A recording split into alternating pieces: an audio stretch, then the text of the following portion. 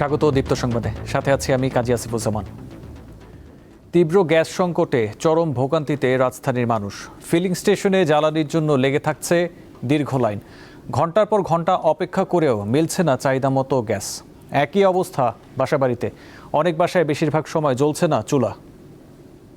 পিছনে যে গাড়ির যে দীর্ঘ লাইন দেখছেন, এটি কোনো পার্কিংয়ের জায়গা নয়, মূলত গ্যাস নিতে আসা গাড়ির দীর্ঘ সারি। ঘন্টার পর ঘন্টা এভাবেই লাইনে দাঁড়িয়ে গ্যাস নিচ্ছে সাধারণ যে পরিবহনগুলো রয়েছে সেই পরিবহনগুলো। এতে একদিকে যেমন নষ্ট হচ্ছে কর্মঘণ্টা, অন্যদিকে ভোগান্তিতে পড়েছে সাধারণ মানুষ। রাজধানীর ৭ রাস্তা এলাকা, গাড়ি নিয়ে ঘন্টার পর ঘন্টা অপেক্ষা, কিন্তু মিলছে না প্রয়োজন মতো জ্বালানি। কখন পাওয়া যাবে গ্যাস জানেন না চালকরা। সময় যত গড়ায় ততই দীর্ঘ হয় লাইন। দীর্ঘ অপেক্ষার পর গ্যাস মিললেও পরিমাণ নিয়ে সন্তুষ্ট নন চালকরা। ফলে মাঝে মধ্যেই বাকবিতণ্ডায় জড়িয়ে পড়ছেন চালক ও পাম্পের লোকজন। গ্যাস সংকটে সবচেয়ে বেশি বেকায়দায় পড়েছেন সিএনজি চালিত অটোরিকশা ও রাইড শেয়ারিং সেবার সঙ্গে যুক্ত চালকরা। পর্যাপ্ত জ্বালানির অভাবে পরিবার পরিজন নিয়ে টিকে থাকা কঠিন হয়ে পড়ছে বলে জানান অনেকে। জমা উঠাইতে না, দুইবার গ্যাসের লাইন ধরছি, 100 টাকা 80 টাকার গ্যাস। এদের দুই টিপ মারমু, আবার গ্যাসের লাইন ধরতে, আবার 2 টিপ মারি, আবার গ্যাসের লাইন ধরে। এইভাবে আমরা কিভাবে চলুন? ঘন্টার পর ঘন্টা বসে থাকা নাকি? একটা থেকে এই সময় বাজে কয়টা দেন, বাজে হলো প্রায় 5টা, তাহলে 4 ঘন্টা এনতি আমার গেল গা। তাহলে আমি তোমার প্রভু থেকে আর নিজের খাওয়ার টাকা বাইর করতে এখন এলএনজি টার্মিনাল নষ্ট হয়ে থাকে, কয়দিন লাগে ঠিক করতে? দাম বাড়াইলে ভাই বাড়াইয়া ফেলেন। আমার কথা কি, এত মানুষটা কষ্ট দেওয়ার কিছু নাই। একে গ্যাস নেই, এর মধ্যে আবার আপনি 6টা থেকে 9টা পর্যন্ত বন্ধ রাখেন। ফাইজলামির একটা তো লিমিট আছে। পাম্প সংশ্লিষ্টরা বলছেন গ্যাসের চাহিদার তুলনায় সরবরাহ অনেক কম। এই অবস্থায় গ্রাহকদের সন্তুষ্ট করা সম্ভব হচ্ছে না।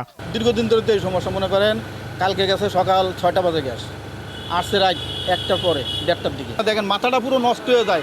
এই কাস্টমার এসে কথা বলে, সে এসে কথা বলে। রাজধানীর কোনো কোনো ফিলিং স্টেশনে গ্যাস নেই লেখা টানিয়ে রেখেছে, ফলে অলস সময় পার করছেন কর্মীরা। 3-4 দিন আগের থেকেই কোনো গ্যাস নেই, দিনও নাই রাত্রও নাই, সবাই তো বসে রয়েছে, অনেক কোম্পানিরও লস। এদিকে বাসাবাড়িতেও গ্যাসের তীব্র সংকট দেখা দিয়েছে। রামপুরা সহ অনেক এলাকায় জ্বলছে না চুলা। গ্যাস না থাকায় অনেকে কাঠ পুড়িয়ে রান্না করতে বাধ্য হচ্ছেন। আমাদের অনেক কষ্ট, চুলায় গ্যাস থাকে না, রাতের 12টা-1টা বাজেও গ্যাস আসে না। ভোর 5টা বাজে গ্যাস চলে যায়, আর 1টার পরে চুলা ধরে, তা মনে করেন গ্যাস আসে না, অল্প অল্প আসে। গ্যাসের চুলা আছে, তবে গ্যাস নেই। যেহেতু গ্যাস নাই, সেক্ষেত্রে পরিবারগুলো কিভাবে তারা তাদের দৈনন্দিন যে রান্নাবাড়া সেই রান্নাবাড়া চালাচ্ছে, যদি একটু দেখাতে চাচ্ছি। আমার এই যে ফ্ল্যাট, এই ফ্ল্যাটটিতে দুই পাশে 2টি সিলিন্ডার ব্যবহার করা হচ্ছে। এইদিকে একটি সিলিন্ডার এবং আরেকটু যদি আমি একটা পাশ ঘুরিয়ে দেখাতে চাই, এই পাশেও একটি সিলিন্ডার। এতে একদিকে গ্যাস না থাকার কারণে অনেকটা বাধ্য হয়ে কিন্তু তারা এই সিলিন্ডার ব্যবহার করছে। বাধ্য হয়েই তো করছি, খাইয়া তো বাঁচতে হবে নাকি? গ্যাস বিলও দিতে হয়, আবার সিলিন্ডারও মাসে 2000 টাকা, এটাও লাগে। দেশে দৈনিক গ্যাসের চাহিদা প্রায় 380 কোটি ঘনফুট। জ্বালানি বিভাগের হিসাবে সম্প্রতি সরবরাহ কমিয়ে দাঁড়িয়েছে 203 কোটি ঘনফুটে, ফলে ঘাটতি 177 কোটি ঘনফুট। নূর আলম, দীপ্ত সংবাদ, ঢাকা। অত্যাবশ্যকীয় ওষুধের তালিকা এবং দাম নির্ধারণ পদ্ধতি বাতিল করায় এর কড়া সমালোচনা করছেন জনস্বাস্থ্যবিদরা। তাদের মতে কোনো সমস্যা থাকলে সংশ্লিষ্ট অংশীজনদের সঙ্গে আলোচনা করে তা সংশোধন করা যেত। পুরো কাঠামো প্রত্যাহারের প্রয়োজন ছিল না।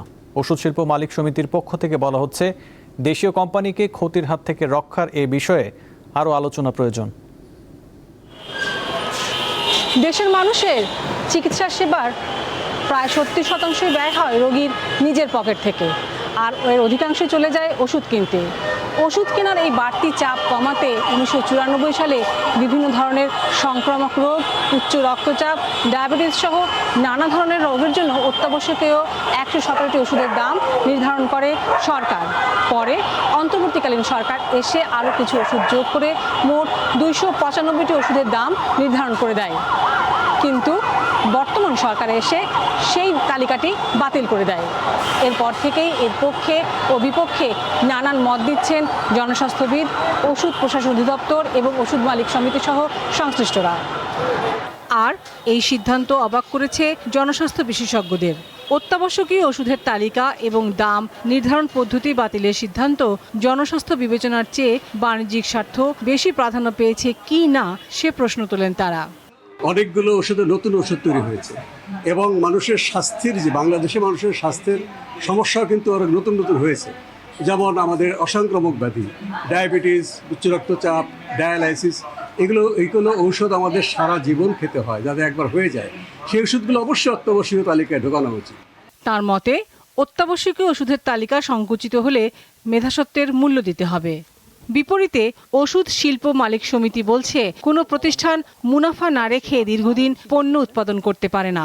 এখন যে সিদ্ধান্ত সরকার নিয়েছে, আমাদের দর কষাকষির সুযোগ অনেক কমে গেছে এবং মার্কিন যুক্তরাষ্ট্র যে বাণিজ্য চুক্তির মধ্য দিয়ে আমাদের ওষুধ শিল্পটাকেও অন্যান্য শিল্পের পাশাপাশি একটা বিপদে ফেলতে যাচ্ছে, তাদের উপর নির্ভরশীল করতে যাচ্ছে, সেই ফাঁদে কিন্তু আমরা পা দিলাম।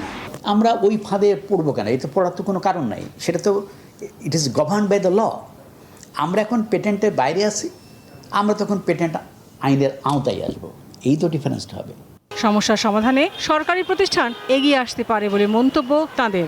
এসেনশিয়াল ড্রাগ কোম্পানি লিমিটেড তারাই সরকারকে বিনামূল্যে বা একটা নির্ধারিত মূল্যে তারা সরকারকে ওষুধ সরবরাহ করবে, তারা কারখানা করবে এবং কারখানা করার সিদ্ধান্ত তো হয়ে আছে, কারখানা তৈরি করুক, তার আগ পর্যন্ত সাশ্রয় মূল্যে তারা এখান থেকে নেবে। এই যে এসেনশিয়াল প্রোডাক্টের লিস্ট, এটাও তো টাইম টু টাইম আইন অনুযায়ী এটা রিভিউ হওয়ার কথা, তো রিভিউ হবে। এখন রিভিউ হয়ে যে প্রোডাক্টটা ওই লিস্টে যাবে, এটা তো গভর্নমেন্টের ফার্মোস্ট দায়িত্ব ওই প্রোডাক্টগুলোকে অ্যাভেলেবল করা। প্রাইস তো secondary, first you have to available. এখন গভর্নমেন্ট অ্যাভেলেবল করার সময় তার নিজস্ব ফ্যাক্টরি আছে, সেখানে তৈরি করতে পারে, অথবা কোম্পানিগুলোর কাছ থেকে কিনতে পারে। It's up to government. জনস্বাস্থ্যবিদদের মতে সার্বজনীন স্বাস্থ্য সুরক্ষার মূল লক্ষ্য হওয়া উচিত চিকিৎসা ব্যয় কমানো। দেশের সব শ্রেণীর মানুষের ক্রয় ক্ষমতা এবং ওষুধ শিল্পের উন্নয়ন, এই দুই দিক বিবেচনা করেই ওষুধের নতুন করে দাম নির্ধারণের দাবি সাধারণ মানুষের। লাবণী গুহ, দীপ্ত সংবাদ, ঢাকা। বাংলাদেশের রাজনৈতিক ইতিহাসের এক অনন্য ব্যক্তিত্ব ও অবিস্মরণীয় নাম খালেদা জিয়া। দেশের প্রথম নারী প্রধানমন্ত্রী এবং মুসলিম বিশ্বের দ্বিতীয় নির্বাচিত নারী সরকার প্রধান তিনি। একনায়কতন্ত্র, স্বৈরাচার এবং ফ্যাসিবাদের বিরুদ্ধে এবং গণতন্ত্র পুনরুদ্ধারের আন্দোলনের প্রশ্নে তিনি আপোষহীন নেত্রীর উপাধি পান। আজ খালেদা জিয়ার ৮২তম জন্মদিন। তার স্বামী সাবেক প্রেসিডেন্ট জিয়াউর রহমানের গড়া বাংলাদেশ জাতীয়তাবাদী দল বিএনপি খালেদা জিয়ার হাত ধরে সুদৃঢ় সাংগঠনিক কাঠামো ও জনপ্রিয়তার শেকড়ে পৌঁছায়। বিএনপির সাবেক চেয়ারপারসন এবং দেশের ৩ বারের প্রধানমন্ত্রী খালেদা জিয়া গত বছর ৩০শে ডিসেম্বর মারা যান। তার জানাজায় লাখো মানুষ অংশ নেন। শোক, শ্রদ্ধা ও ভালোবাসায় খালেদা জিয়াকে বিদায় জানায় দেশের মানুষ।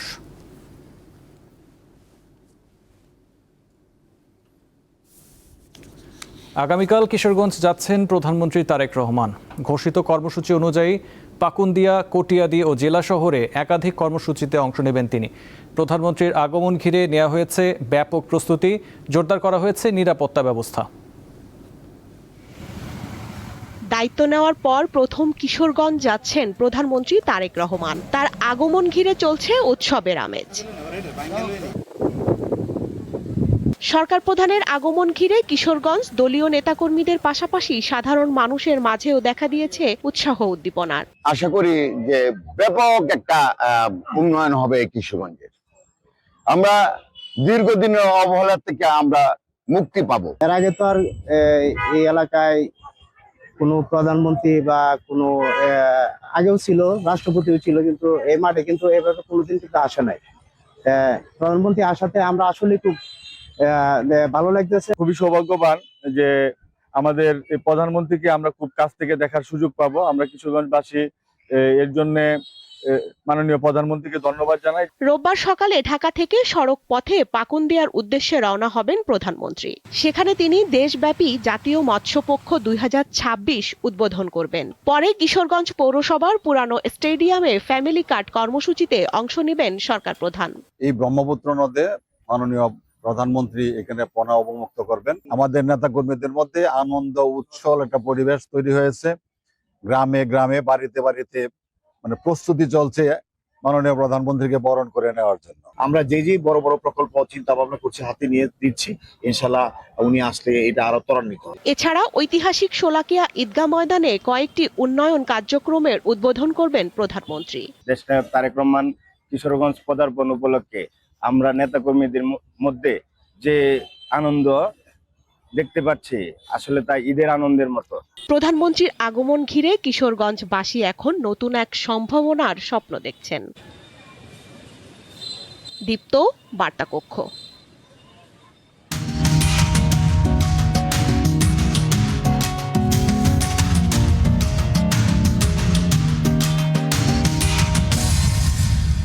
জীবিকার তাগিদে দিনাজপুরের বড় পুকুরিয়া কয়লা খনি সংলগ্ন নিষ্কাশন নালায় নেমে চরম স্বাস্থ্য ঝুঁকিতে কাজ করছেন স্থানীয় কর্মজীবী নারীরা।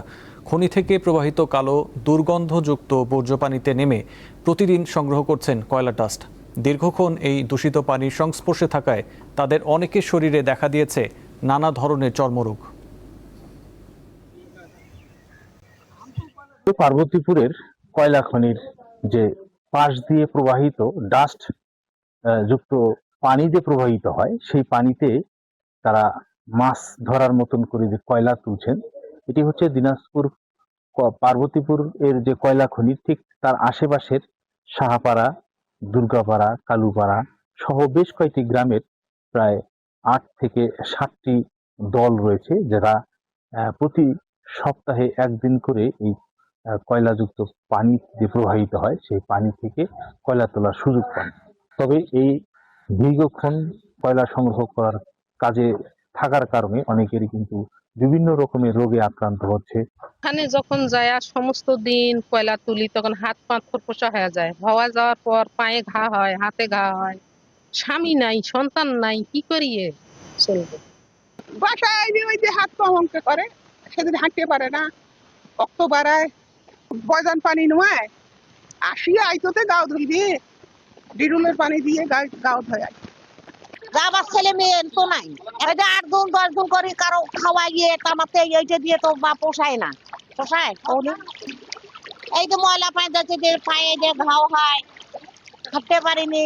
তারা বলছে যে যেহেতু আমরা এই একটি জীবনের ঝুঁকি নিয়ে, অর্থাৎ দারিদ্রতার সাথে যুদ্ধ করে এই কয়লাযুক্ত পানি থেকে ডাস্ট সংগ্রহ করে তারা বিক্রি করে তাদের জীবিকা নির্বাহ করে, তারা একটি নিরাপদ কর্মসংস্থানের সুযোগ চান। তারা বলছেন যে সরকারের বিভিন্ন যে উপকারভোগী কর্মসূচি চালু করা হয়েছে, সেই কর্মসূচিতে যদি তাদেরকে অন্তর্ভুক্ত করা হয়, তাহলে তারা এই বড় ধরনের যে ঝুঁকি নিয়ে তারা যে কাজগুলো করছে সে কাজ থেকে বেরিয়ে আসতে পারবে এবং একটা নিরাপদ জীবন পাবে। সুলতান মাহমুদ, দীপ্ত টেলিভিশন, বড় পুকুরিয়া। শেখ মুজিবুর রহমানের মৃত্যুবার্ষিকী আজ। 1975 সালের এই দিনে একদল বিপদগামী সেনা সদস্য তাকে নির্মমভাবে হত্যা করেন। ওই দিন তার সহধর্মিণী বেগম ফজিলাতুন্নেসা, 3 ছেলে ও 2 পুত্রবধূ সহ অনেককে হত্যা করা হয়। 2009 সালে হাসিনার নেতৃত্বে আওয়ামী লীগ ক্ষমতায় আসার পর 15ই আগস্ট সাধারণ ছুটি ঘোষণা সহ দিনটিকে জাতীয় শোক দিবস পালন শুরু হয়। ছাত্র জনতার অভ্যুত্থানে 2024 সালের 5ই আগস্ট হাসিনা দেশ ছেড়ে ভারতে পালিয়ে যান। 15.5 বছরের ফ্যাসিবাদী শাসনের পতন পরিবর্তিত পরিস্থিতিতে শেখ মুজিবের মৃত্যুবার্ষিকীর সরকারি ছুটি ও জাতীয় শোক দিবস বাতিল করা হয়। এরপর থেকে তার মৃত্যুবার্ষিকীতে আওয়ামী লীগ কোনো প্রকাশ্যে কর্মসূচি পালন করেনি। বর্তমানে আওয়ামী লীগ এবং এর অঙ্গ সহযোগী সংগঠনগুলোর রাজনৈতিক কার্যক্রম নিষিদ্ধ রয়েছে।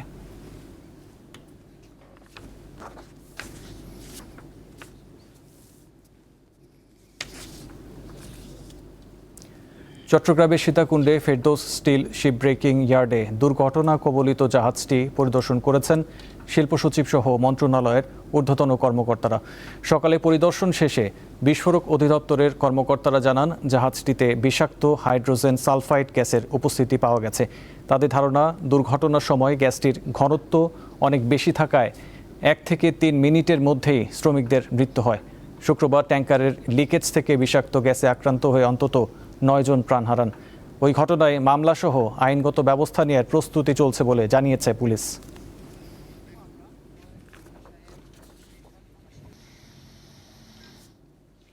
এবার আন্তর্জাতিক প্রসঙ্গ। যুক্তরাষ্ট্রের মিশিগান অঙ্গরাজ্যের বন্দুক হামলায় অন্তত 5 জন নিহত হয়েছেন। স্থানীয় সময় শুক্রবার অঙ্গরাজ্যটির উত্তরাঞ্চলে এই ঘটনা ঘটে। রয়টার্স জানায় সকাল 11:40 দিকে মিসাওকি কাউন্টির একটি বাড়িতে বন্দুক হামলার খবর পেয়ে ঘটনাস্থলে যান কর্মকর্তারা।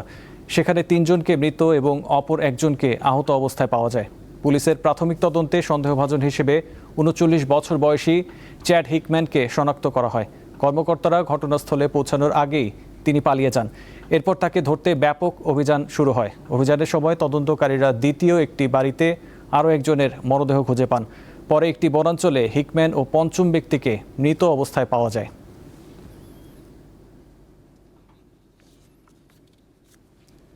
কৌশলগতভাবে গুরুত্বপূর্ণ হরমুজ প্রণালীকে শিগগিরই যুক্তরাষ্ট্রের ভূখণ্ড হিসেবে ঘোষণা করার পরিকল্পনার কথা জানিয়েছেন মার্কিন প্রেসিডেন্ট ডোনাল্ড ট্রাম্প।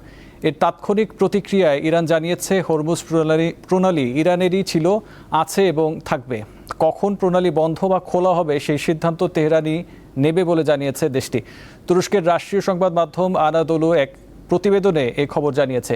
প্রতিবেদনে বলা হয়, নিউ ইয়র্কের police academy centre for training and ইন্টেলিজেন্সের স্থানীয় সময় শুক্রবার দেয়া বক্তব্যে ট্রাম্প জানান, খুব শিগগিরই হরমুজ প্রণালীকে যুক্তরাষ্ট্রের ভূখণ্ড ঘোষণা করতে যাচ্ছেন তিনি।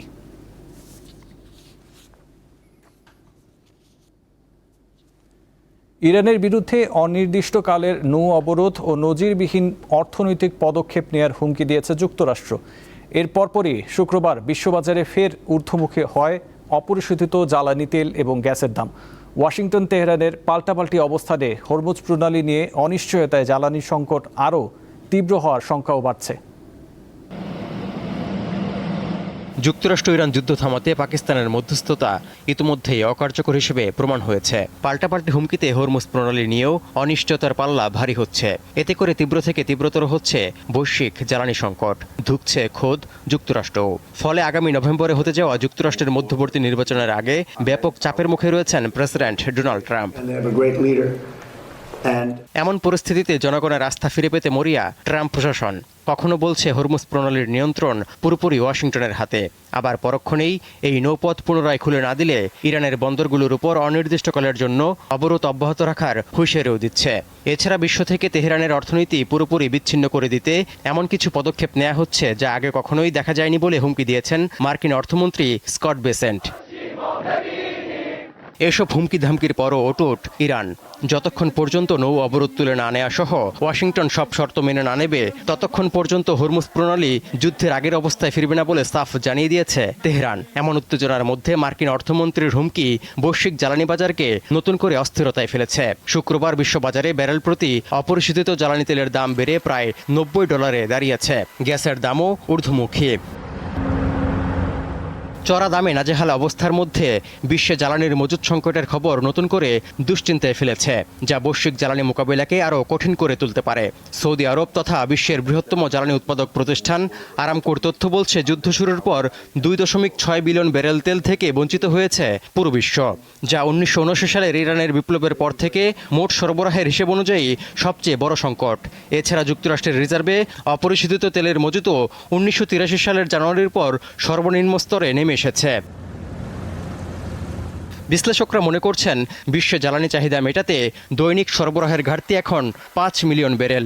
যদিও আরামকোর তথ্য বলছে, হরমুজ প্রণালী বন্ধ থাকায় উপসাগরীয় অঞ্চল থেকে প্রতিদিন 11 মিলিয়ন ব্যারেল সরবরাহ হারাচ্ছে গোটা বিশ্ব।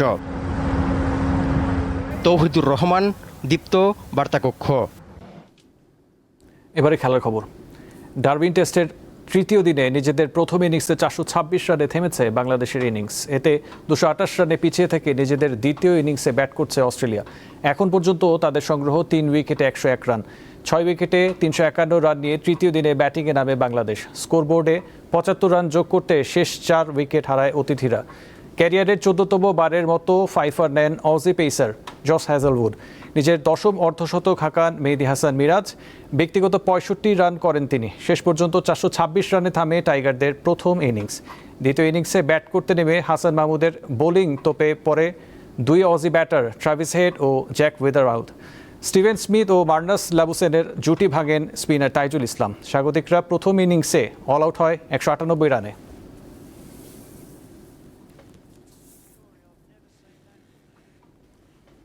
এই ছিল এখনকার মতো। পরবর্তী সংবাদ 2টায় দেখার আমন্ত্রণ রইল।